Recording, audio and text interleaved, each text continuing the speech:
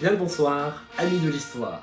À l'ordre du jour, une petite review du livre L'Empire de la paix, de la Révolution à Napoléon, quand la France réunissait l'Europe, d'Aurélien Lignereux, sorti en 2023 aux éditions Passé Composé.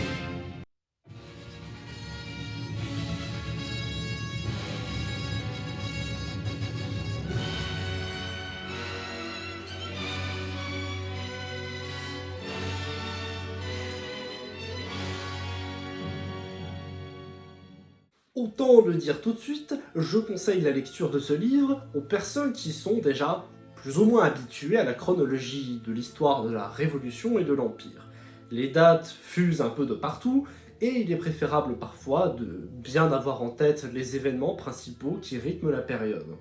Une fois cette petite épreuve passée, je vous conseille vivement cette lecture à tous ceux qui sont passionnés de la Révolution, du Consulat et de l'Empire, afin d'ouvrir véritablement leurs horizons de pensée. En effet, l'historien Aurélien Lignereux est habitué des sujets concordant Napoléon et le sujet européen. Et je pense qu'ici, il nous offre une perspective peu aperçue jusque-là. Le point essentiel de sa réflexion porte sur la politique de réunion de nouveaux territoires dans le giron national. Ici, l'auteur va se concentrer plutôt sur l'aspect des relations entre les anciens Français et les nouveaux. Et alors, pour ce faire, l'auteur donne un panel de témoignages d'administrateurs locaux, de simples préfets, d'une grande richesse. Au début, j'essayais un peu de répertorier toutes les personnes qui étaient alors relevées par l'historien, mais cela revient assez vite impossible, tant le travail en fait de recherche sur une pluralité d'individus et de perceptions en fait différentes est assez impressionnant.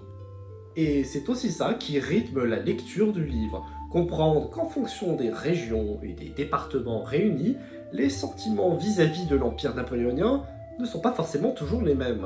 La France des 130 départements, parfois adulée par les adorateurs de l'Empire, est un ensemble bien plus complexe en réalité, qui comprend en fait des identités régionales, des ambitions personnelles, des conflictualités parfois, bref, l'Empire français, dans son analyse politique et sociale, eh bien c'est tout le sujet de ce livre.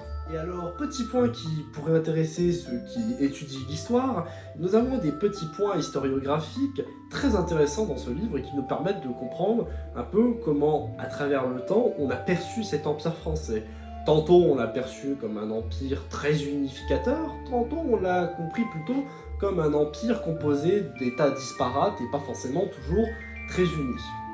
Et nous avons également le développement d'idées intéressantes, comme le jusqu'au-boutisme de Napoléon, qui ne veut, en tout cas à la fin de son règne, autour des années 1813-1814, absolument rien laisser comme territoire aux mains des Alliés, quitte à véritablement épuiser ses ressources pour des territoires qui finalement n'étaient pas forcément si français que ça.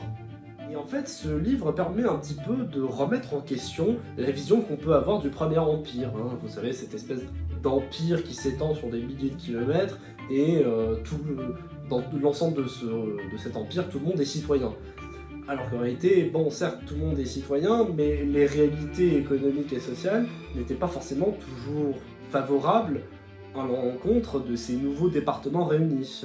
Et comme la politique de Napoléon le démontre assez souvent, c'est le giron national de la France qui est toujours prioritaire dans les politiques. Bref, l'Empire français dans son analyse politique et sociale est tout le sujet de ce livre. Alors, si vous voulez essayer d'enquêter sur qu'est-ce que c'était qu'être un Français sous Napoléon, foncez lire L'Empire de la paix, de la Révolution à Napoléon, quand la France réunissait l'Europe. Et moi je vous dis que l'histoire soit avec vous.